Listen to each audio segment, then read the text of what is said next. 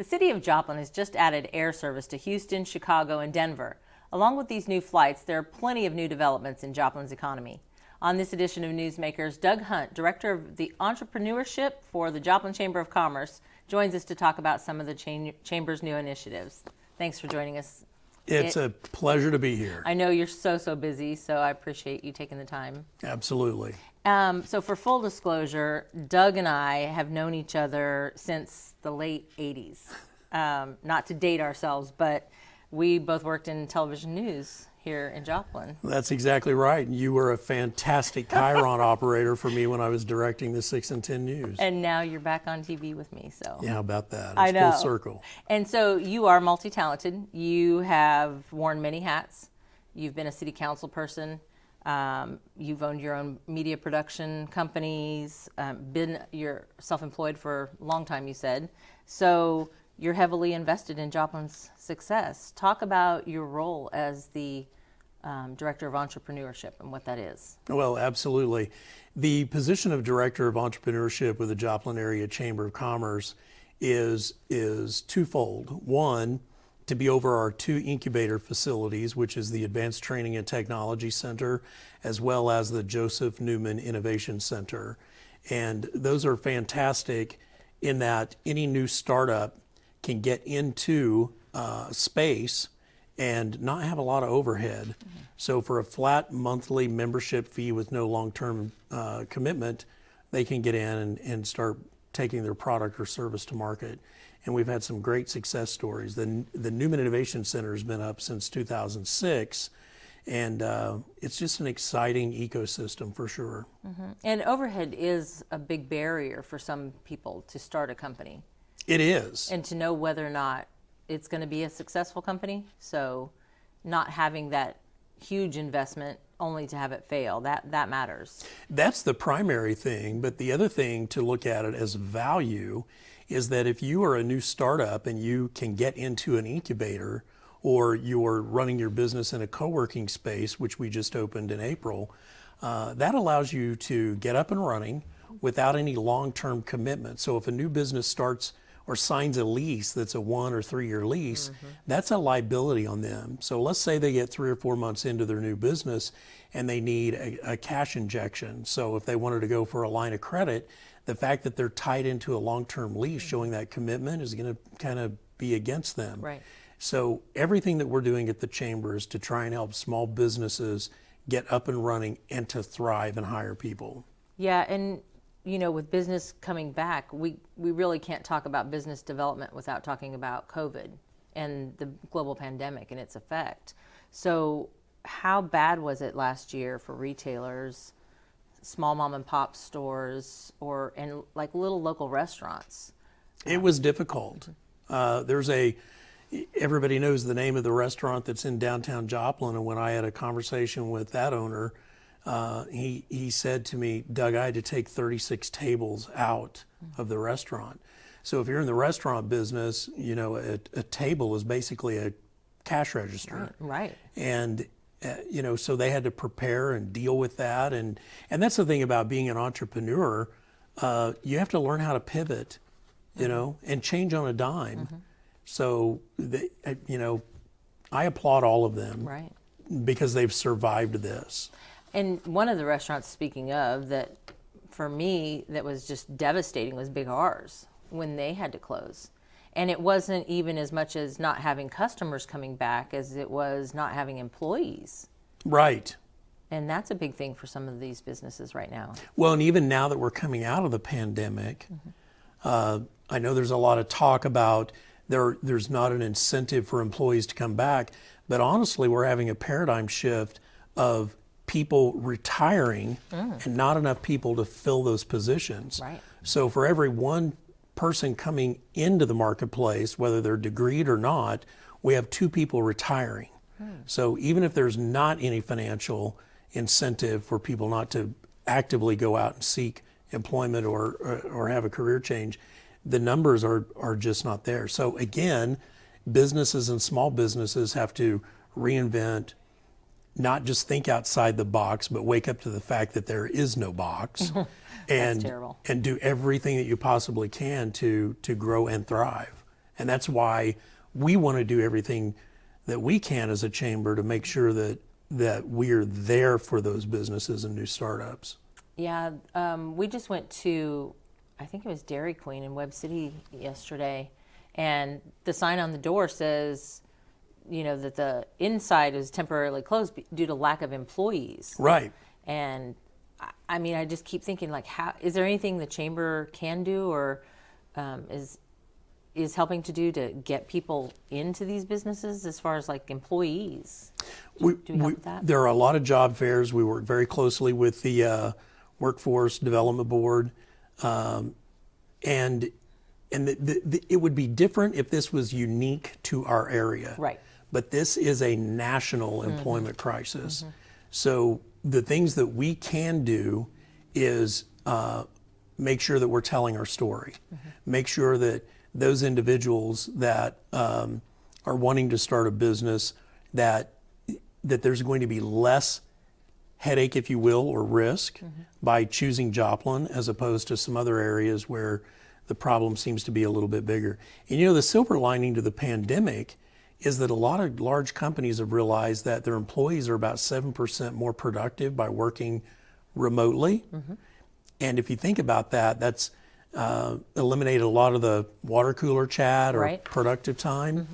So we see a lot of big businesses in major metropolitan areas that have told their employees, you can work remotely now. And what that has triggered is those individuals that maybe they live in Anaheim, California in a 3-bedroom, 2-bath, 2-car garage house that cost $1.2 million, that they can come here and buy a $300,000 or $400,000 house, and their income is more valuable. Absolutely. So that's also an economic development tool that we're using. So they're already employed, and that's just one of many areas of opportunity that we have that we see actually starting to pick up steam. And there was some big talk about a lot of workers for one of the big tech companies that they don't want to go back to the office. They want to work from home and are fighting that pull to come back in. Right, and if you live in a big market, I mean, just the commute itself, an hour one way is like pretty much typical. Yep. So even though, I've grown up in this area and owned a business here and have been self-employed, I've also traveled a lot in my career. So I know what it's like to be in those larger metropolitan areas. So even now, after all this time, some of my friends that live in this area that have pretty much been here the whole time during their careers, anytime I hear somebody say, I've got to drive all the way to Carthage or Neosho, it makes me laugh. I laugh because, that's like nothing 10 minutes. compared to what, drive across Atlanta on Tuesday at 2:00 or Dallas. My family lives in Southern California. Right. And what on a map looks like it's a 45-minute drive to the beach is actually a 5 or 6 hour drive. Right. Just because of the stop and go traffic. Yes. And it's terrible. That's one bonus for our area for sure. It is. And we're already seeing an influx of people because of that. And if you look at what real estate prices have been doing in the last 3 months, oh yeah, there are two things triggering that. One is we're adjusting to national trends, but the other is when a house becomes available, what's driving that price is that we have out-of-state cash buyers. Oh. So go back to what I just said of those people, if they sell their house in Anaheim and they get $1 million out of it, right. Now they are in the driver's seat for negotiating or getting the property that they want. And for the first time in my life in this area, we're seeing property going way above list price. Yes. Like a silent bidding war. So all this time we've thought of Joplin like percolating on the edge of growth, kind of like what we saw with Columbia, Missouri 25 years ago. It's here and it's happening now. Yeah. So we need to be proud of that and navigate it successfully. Yeah, and one of the things I think, like we were talking at the beginning, is that the airport service has just now added those 3 flights. And there's a huge, I guess, influx of travelers now that the pandemic's gone. And Steve Stockham, the airport manager, he had said that it's not just a tremendous asset for individuals and families, but also for business development or economic development. because people want to come to our area now. They do. Because it's easier to access for businesses. Right. Well, and the other caveat to that is with Interstate 49 being completed, what we've known all these years is the Bella Vista bypass. When that connection is completed, which is scheduled for October 1st of this year, that will open up a whole other area of logistics that major shipping companies haven't thought about. Oh, yeah. And when we look at what's happening in Northwest Arkansas, there will be a migration of business activity that goes to the north. So even what we're, our team at MOCAN Partnership are looking at developing an I-49 economic development corridor. Oh, yeah. Because just north of Northwest Arkansas, we've got the crossroads of 44 and 49. We have companies that are seriously looking at us right now simply because the Joplin region is like the sweet spot for shipping, because we can ship from this area to anywhere in the continental United States in 48 hours or less. Wow. That's a huge thing for us. That's a huge selling factor. It really is. And there's a lot of development I noticed out at the Webb City Joplin Industrial Complex. Don's Cold Storage or Jasper Products, like those buildings out there are enormous. And they're expanding. Yes. And building on. Yes. And adding employees. I couldn't believe one of them's already done, like Yeah. on the outside. The exterior is complete. And I thought, who's in that building? You know? Right. And businesses are just going to keep coming. Right. The Chamber started a new an initiative called the 1 Million Cups Joplin. Talk about that. What is that about? It's a fantastic program started by the Kauffman Foundation. And there are more than 100 chapters across the United States. And 1 Million Cups is unique in that it's a weekly event that happens at 9 o'clock a.m. in each time zone. And it allows new startups or businesses that are 5 years old or younger to come and present what they do. Not necessarily a sales pitch, but to share with the community what it is they do, and also ask for advice on expansion, logistics, issues that they may have. So this allows seasoned business professionals to come and create an environment where they present for 5 or 10 minutes, and then we go into Q&A for about 20 minutes. So the presenter will ask for help, and there may be some areas, some individuals there with areas of expertise that they can respond to that. And so there's always a lot of creative lights going on and gratitude in the room, and It's a mentorship program. it is. Basically. But instead of one-on-one, it's like one and a community audience. And they don't look at it like competition, like you're my competition, I don't want to give you my No. secrets. That's good. Yeah. Yeah, it's a great thing. So every Wednesday at 9 o'clock, we have what's called Coffee and Connections that starts at 8:30. Currently, we're having 1 Million Cups in the Advanced Training and Technology Center, downtown Joplin, right next to the Chamber. And then eventually, it will move over to the Joplin Public Library. Oh, okay. And speaking of that, that's the launch pad is what they've called it, right? And that's the collaborative effort between Southern and the city. Yes, that is in the old library. Oh, you're talking about the new library. Okay. Yeah. 1 Million Cups will go to the new library library. eventually. But to segue into that, Launchpad is an amazing thing. So the way I try and explain it to a lot of people is, when we looked at our economic development efforts in the 80s and 90s on developing our business parks, industrial parks, and our shell buildings, what we did is we created an environment that would cultivate manufacturing businesses to come in with lots of incentives. We want to do the same thing in our area to develop the digital workforce. So right now, if somebody is, they're interested in code writing, or they want to do whatever they can in the tech industry, they felt like they had to go to the coast. I gotcha. Because we're all interconnected, the next big thing can be developed right here. And we have to educate people on that. And so Launchpad will be an area for that to take place, but it's also a collaborative effort between Missouri Southern State University launching the new CAPS program, and then also have training classrooms in there as well, and also shared kitchens for new startup restaurants and have the front of that building very similar to what the 8th Street Market is down in Bentonville. Right. And it would just be a beautiful front door for the university to be downtown, as well as a hub for people to gather and innovate on a massive scale. Yeah, and restaurants, that's a big, question mark for a lot right now because of the, lack of serving help. But also it's hard to know if a restaurant's going to succeed or fail. Well, and the capital outlay up front is tremendous. Yeah. I mean, a vent hood can run as high as $150,000.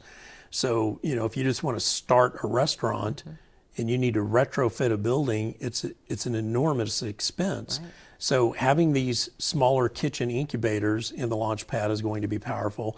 And we know that it will work because we have a proven track record now, because we do have an industrial shared kitchen inside the Advanced Training and Technology Center. Oh, I didn't know that. So we have people in there now using that facility. And it's going pretty well, I guess. It is. It is. Yeah, and you said that there was some recent upgrades or changes to the Newman Innovation Center? That is correct. Joe Newman, the late Joe Newman, just an absolute pioneer and a forward thinker in our area that just really drove the beginnings of economic development. And I've had some great conversations with his wife, Sarah, recently when we were doing the renovation on the building. And she shared with me a speech that he gave at his high school commencement at Joplin High School in 1953. And to be able to tap into what he was thinking as a very young man and how much he had a deep appreciation for this community is very powerful. And so that's a legacy that we need to carry on. And we are. And so we have 2 large areas on the first floor of the Newman Innovation Center that we've converted to co-working space. So prior to that, we had standalone offices that people could lease, or we're moving away from leasing and it's just a membership agreement. But with the co-working spaces, if somebody just needs to remote work for a day or two, they can come in and it's $20 a day, 8 to 5. If somebody wants to come in and step into it under what we call a hot seat, that means they come into either co-working space and whatever space is available, they can grab for $150 for a full month.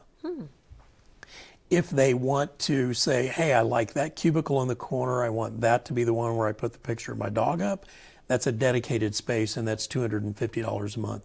And again, no long-term lease. Right. And it includes your chamber membership. The $20 day pass does not. So if you're a new startup and you think you've got a great idea, you can step into that for as little as $150 a month and have your chamber membership, and then tap into all of the education programs that we have at the chamber, like Chamber Academy, leads groups, the networking events, morning brew, and tell your story. So there's no reason that you should think about not doing it because of the investment. When Right. It's so easy. There has never been a better time in this area to start a business if you have an idea, because there's so many resources available. And it's what I call taking the fangs out of the fear. So I remember back in 1997 when I first started my business and I signed the lease for the first time, my hand was shaking and I was terrified. Yeah. And back in those days, I was leasing a 1,000 square foot office space in downtown Joplin, but it was a commitment for a year, and that's why my hand was shaking. Well, and some people sign leases for 3 to 5 years, Right. and it's like $750,000. It could literally bankrupt somebody. Oh, absolutely. And when you're a small business, cash flow is king. Right. I had a client years ago that he kind of coined the phrase that in small business, cash solves everything. So if you can eliminate as much overhead as possible while you're chasing your dream or launching your dream, then that's powerful. And that's why we should all be, I'm certainly proud of what we're doing at the Chamber, because we're doing everything we possibly can to help new businesses get up and running. And because you just never know which one's going to be the big hit. Yeah. And it's even happening, Midwest Interactive.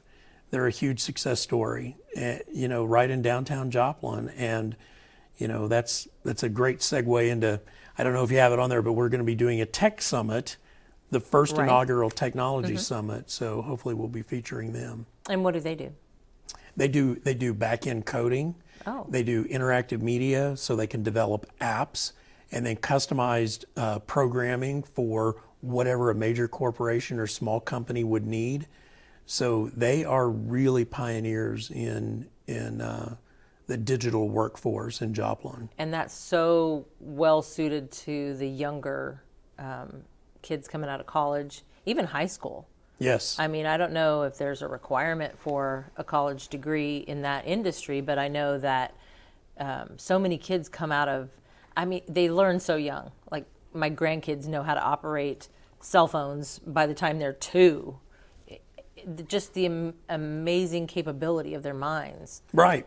Well, you're exactly right. And a college degree would help some of those individuals, but the market is hungry for employees and educated people on whatever the task is. Right. So we as a chamber are actually looking at a couple of companies that can provide like an 18-month certificate where somebody can go through the program and be licensed as an actual code writer. Wow.